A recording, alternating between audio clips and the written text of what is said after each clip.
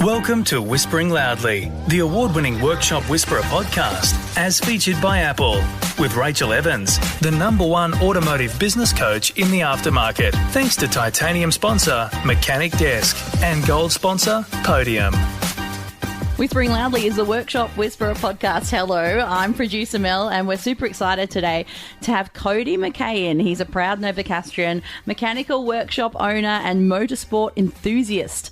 Cody has been a mechanic for 16 years and has worked with aircraft, light vehicles and motorsport teams. His passion is motorsports and he's currently competing in the Aussie Racing Car Championship, plus many others. Thank you so much for joining us today, Cody. Thanks for having us. All your cars go fast, do they? Oh, well, the ones that are running go really fast. It's usually why I became a mechanic, but it's what you do. You had to support your passion. Yeah, that's it. So, Cody, Mel just introduced you, but what is it that you'd like the Whispering Loudly fans to know about you? Oh, geez. I don't know. I think it's going to come out all today. So my passion is pretty much exactly what we're talking about. So, no dirty secrets that I want to let out just yet. Okay, well, we'll see what we can pull out of you, hey? So tell us, how did your career as a technician begin and then later driving in motorsport? Yeah, so my career probably started like everyone else that's become a mechanic or technician or anyone that's involved in the trade. We just got sick of school and we tried to get any out, and mechanic is what I fell into.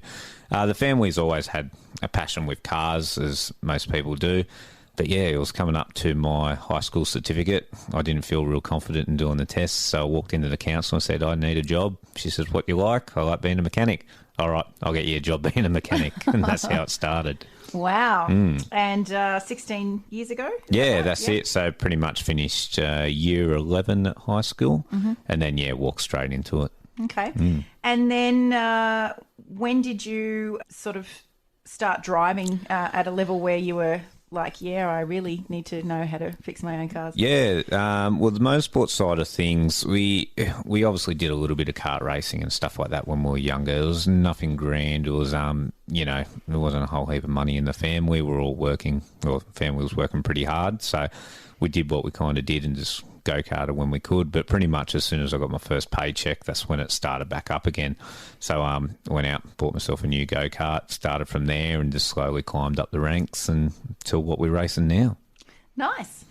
And how do you find balance, or I like to replace balance with harmony? How do you find harmony between personal and work life when you've got so many things going on? Yeah, well, I'm one of those people that if I can't really sit around too long, I get bored or I'll just fall asleep on the lounge. It's just not one of my things. So if anything, my motorsport side of things is my passion, but also running a business is my passion. So those two go well and well together. Don't get me wrong, I love my social times. I love getting out and talking to people and all that type of stuff. You know, the occasional holiday here and there, but really my life is revolved around it because I want it to be revolved around it. So, you know, when I'm not working with work, I'm working with the race team. Yep. Nice.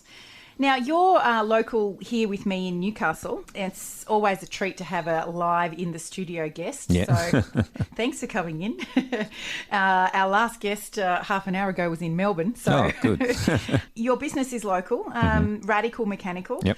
What do you think makes it different to other repairers in the area? The main thing we really understood when getting into the area, and I'm local to the area as well, we really aimed for a demographic, and that demographic was, before 45-year-olds, so that real 20-year-old to 45-year-old.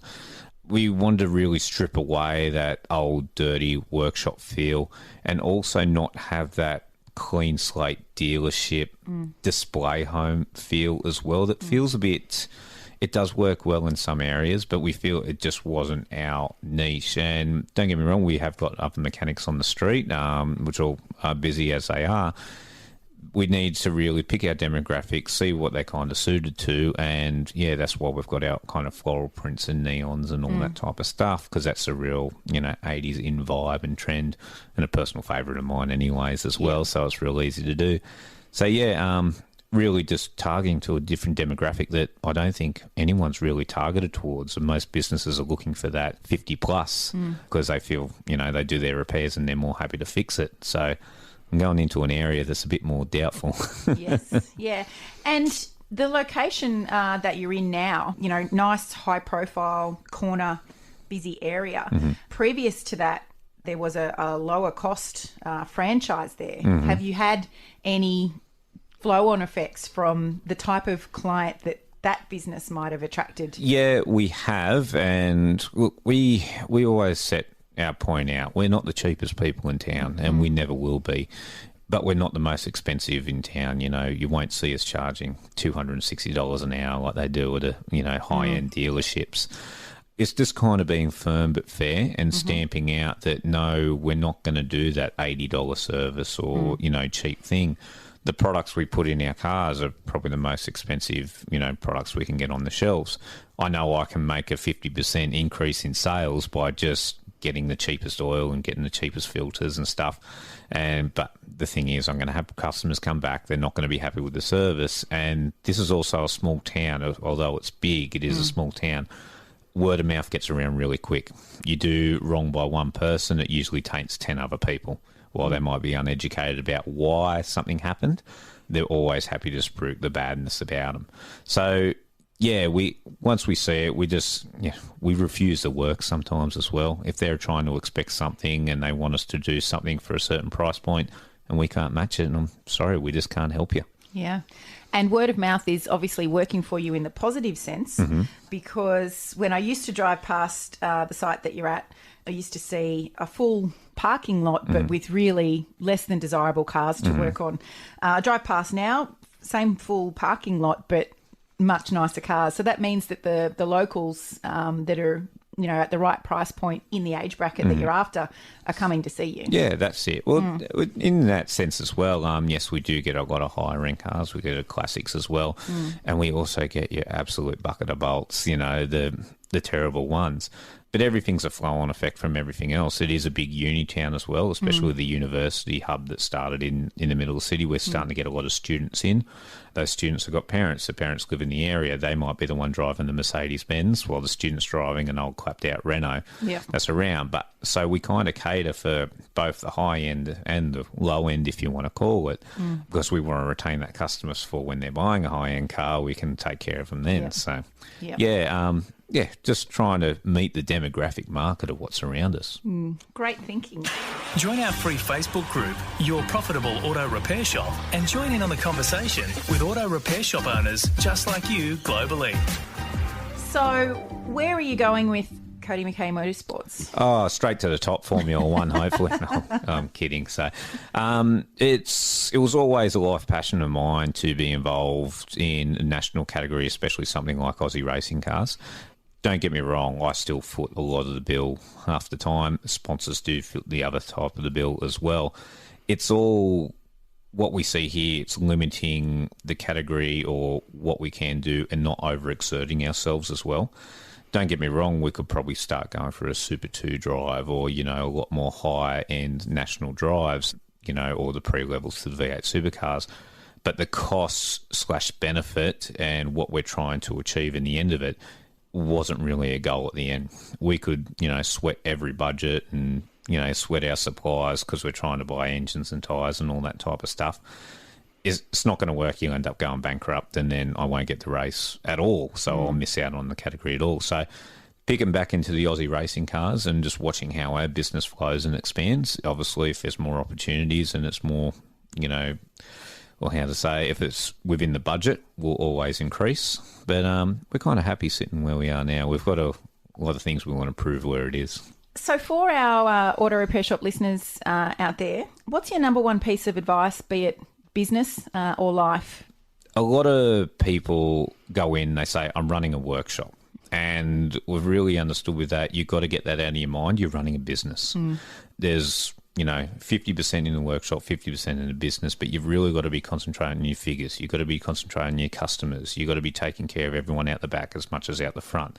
Advertising, expanding, and all those type of things that a normal mechanic wouldn't do, if not ever do. So for those type of people that might be like me, that don't come from a university background, are just tradesmen that got sick of the boss they were working for and want to do it all themselves. Yeah, it's really just important to remember it's a business, not a workshop. Yeah, very, very important advice. And I see so many guys and girls get stuck in that mentality of, but I'm just a mechanic. And to really achieve this harmony that we're talking about in business and life, you've got to take that hat off and put your business owner hat on if you're ever going to have any chance of it. Yeah, well, I've really changed my role title in the workshop. I'm now a firefighter.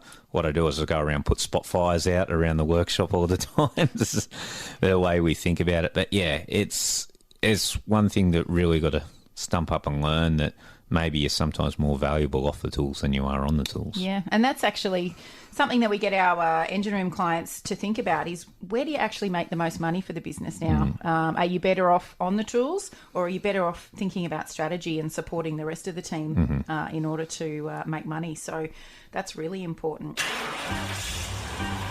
Take a smoko and review us on your Apple Podcast app or wherever you listen. Cody, thank you so much for joining me live in the studio today. You're welcome. Amazing, and good luck with the motorsport. No worries, I'll try. And with business as well. And if you would like a question of yours answered on the next episode of Workshop Whispers on the Whispering Loudly podcast, then all you have to do is send an email to admin@workshopwhisperer.com with the subject line Workshop Whispers. Have a great week. Thanks for listening to Whispering Loudly, the award-winning Workshop Whisperer podcast, as featured by Apple with Rachael Evans, the #1 automotive business coach in the aftermarket. Thanks to titanium sponsor Mechanic Desk and gold sponsor Podium.